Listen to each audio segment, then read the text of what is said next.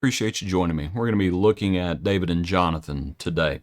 From 1 Samuel, our hymn is called David and Jonathan.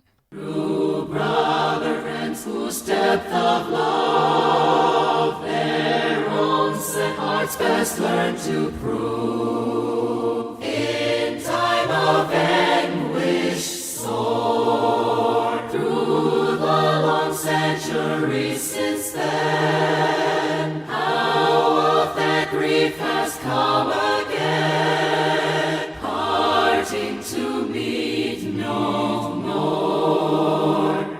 By strange mystere, yes, guidance led, what fairy paths these two should tread, to death and to a crown. David the royal throne ascends, on the lost battlefield his friend, low in his blood lies down.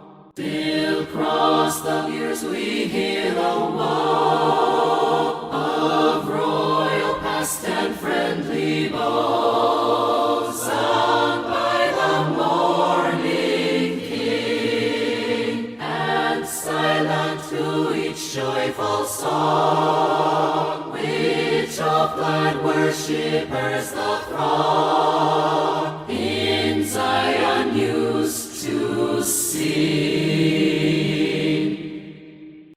Today's hymn starts pointing towards, sadly, the end of Jonathan's life. Jonathan is going to die in battle against, I believe it's the Philistines. And in 2 Samuel, when David is lamenting that news, he has the Song of the Bow.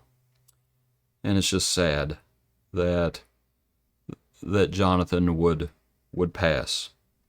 But that is what happened. But our passage we're looking at when Jonathan warns David. And so David said to Jonathan, "What have I done? What is my iniquity? What is my sin before your father, that he seeks my life?" And Jonathan says, "By no means you shall not die. Indeed, my father will do nothing, either great or small, without first telling me. Why should my father hide this thing from me? It is not so." And he just can't believe his father would do such things. And it's just sad. And so this is the account where Saul's about to throw the spear at Jonathan, his own son. And so there is a dinner, and David is expected to be there, and he's not there. And Saul says, "Where's he at?" And Jonathan explains he's not there. And now verse 30. Then Saul's anger was aroused against Jonathan, and he said to him, "You son of a perverse, rebellious woman." He's talking to his own son. "Do I not know that you have chosen the son of Jesse to your own shame and to the shame of your mother's nakedness? For as long as the son of Jesse lives on the earth, you shall not be established, nor your kingdom. Now therefore send and bring him to me, for he shall surely die." And Jonathan answered Saul his father and said to him, "Why should he be killed? What has he done?" Then Saul cast a spear at him to kill him, by which Jonathan knew that it was determined by his father to kill David. So Jonathan arose from the table in fierce anger, and ate no food the second day of the month, for he was grieved for David because his father had treated him shamefully. And then you have the account of the arrows, where Jonathan is warning David, if you're familiar with that account. Here Jonathan is, and he's in an extremely difficult place. And in thinking about our hymn, True Brother Friends, and all Jonathan can do with his father is what we can, it's all we can do. When people are caught up in sin, they're stubborn, all we can do is try. We can try to talk to him. And here Jonathan is, and Jonathan says, "What has he done?" He had done this before. He had spoken to him before, and his father listened for a time. But now he's not interested in listening. And so all he can do is try. And that's all any of us can do, try. The worst thing we can do is to not try. And so here Jonathan is, and he tries. Saul throws the spear at him, and Jonathan arose from the table in fierce anger. You know the verse in the New Testament that says, "Be angry and sin not." A lot of times Christians have the idea that we should just never get angry, and we forget that no, there's a time to get angry. And if we don't get angry when we're supposed to get angry, then something's wrong. Something's wrong with our own heart. And so Jonathan's angry. It says that he was angry, fiercely angry. And he's not eating. He was grieved for David. It reminds me of when Jesus asked about, was it lawful on the Sabbath to do good? Talking about healing. And the Jews would not answer him. And he looked around at them with anger, and he was grieved at the hardness of their heart.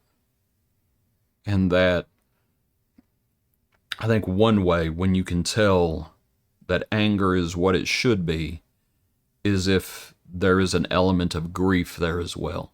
You're grieved that someone is being so hard-hearted and hard-headed. And you are filled with fierce anger, righteous indignation, and you just can't believe it. And you're sad. You're sad for those who are trying to do the right thing, who are going to suffer because of this. And so this is Jonathan.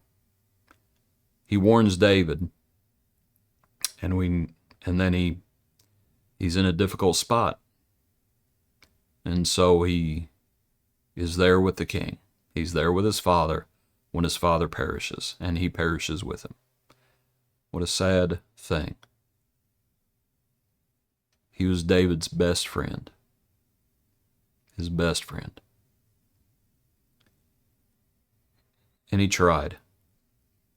And it's just a sad scene, isn't it? It's good to have friends in this life, though. We should be thankful that David, in this time, that David had a friend. You know, he had people in his life, like Saul's daughter. He had her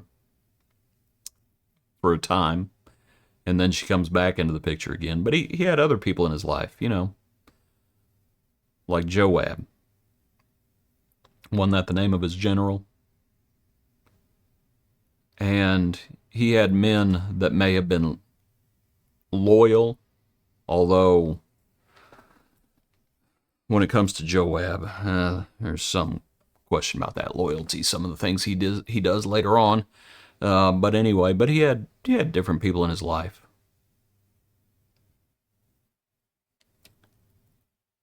But they weren't Jonathan. Jonathan was his friend. It's good to have a friend that is closer, that sticks closer than a brother. Appreciate you. Hope you have a good day.